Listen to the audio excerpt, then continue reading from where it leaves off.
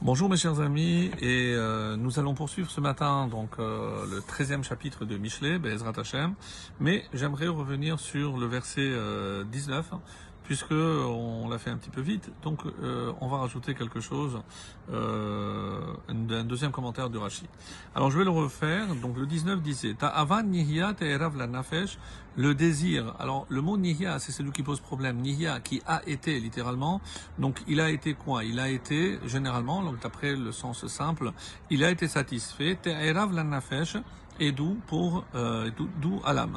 Veto avad kesilim, mais les insensés, qui ont horreur de s'éloigner, sourd mera, ils ont horreur de s'éloigner du mal.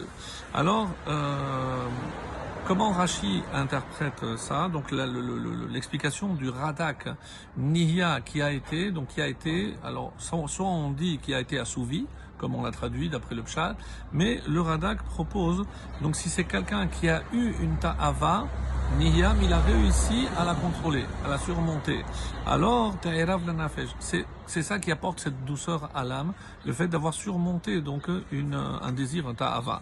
Mais Rashi explique dans un deuxième commentaire, Davar Acher, Hakadosh Baruch Hu mit'ave sheya'asu Yisrael retzono. Quelle est la ta'ava, le désir le plus grand du Créateur? C'est que Israël accomplisse sa volonté. Veto avat reshaim sheyasuru les malot ta'avato. Et qu'est-ce qu'il désire? C'est que justement, que même les Rechaim puissent s'éloigner du mal pour accomplir aussi sa volonté. Donc c'est un sens un peu qui sort évidemment du Pshat, mais To'avat Kesilim Surmera. Et que s'ils pouvaient s'éloigner du mal, alors ils pourraient aussi, eux, accomplir la volonté du Créateur. Le verset 20. Roler et Rachamim Yerkam. Roler, celui qui va être Rachamim ici avec les sages, Yerkam, il deviendra sage. Veroe Kesilim, mais celui qui fréquente les insensés, Yeroa, deviendra méchant. Donc ça c'est d'après le sens simple. Alors que veut dire aller avec des sages? Alors on explique d'après le Rashi et d'autres commentateurs, c'est aller avec des sages, c'est évidemment s'attacher à et écouter leur enseignement. Donc c'est pas simplement aller avec, marcher, mais pourquoi je marche avec des tzadikim? C'est parce que j'espère, comme l'image dans la Gemara, c'est quelqu'un qui rentre dans une parfumerie, même s'il n'achète rien, mais il ressort parfumé. Donc fréquenter les sages, forcément on va prendre quelque chose, que ce soit de la connaissance, que ce soit aussi des midot, les qualités, les traits de caractère, et c'est ça yerkam. Donc qu'est-ce que ça veut dire? Que lui aussi deviendra un sage? C'est que lui, à son tour, il pourra aussi influencer d'autres, et c'est ça, devenir sage, c'est pourra diriger et influencer les autres. Et le Gaon de Vilne a dit, qu'est-ce que c'est Yeroa? Non, on a traduit, il deviendra méchant, mais il dit aussi Yishaver, parce que à force de fréquenter les insensés, lorsque ceux-ci succomberont au mal, à la punition, il va partager leur sort, donc c'est ça, ce qu'il va être brisé avec eux pour les avoir fréquentés. Le 21, Kav Aleph, Chataim teradef ra'a, le malheur poursuit les pécheurs. Donc ici, Chataim, c'est dans le sens de Chotim, pas forcément Chataim d'après ce sens-là, teradef ra'a. Donc le malheur, le mal, va poursuivre les pécheurs. Ve'et tzadikim yeshalem tov, mais le bonheur est la récompense des justes. Alors, le Malbim donne ici une parabole extraordinaire. C'est un roi qui avait dans son jardin donc de très beaux fruits et des fruits vénéneux, mais qui étaient aussi avec la même apparence très appétissants.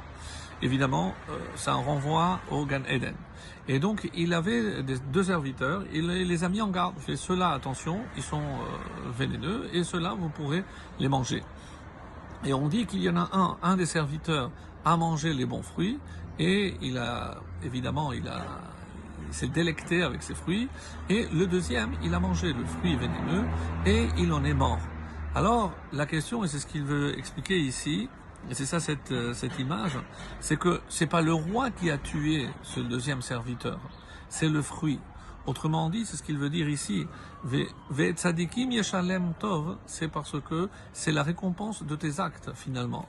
Alors que pourquoi le mal poursuit? C'est pas Hachem qui poursuit les méchants, c'est le mal parce que c'est la conséquence directe de leurs actes.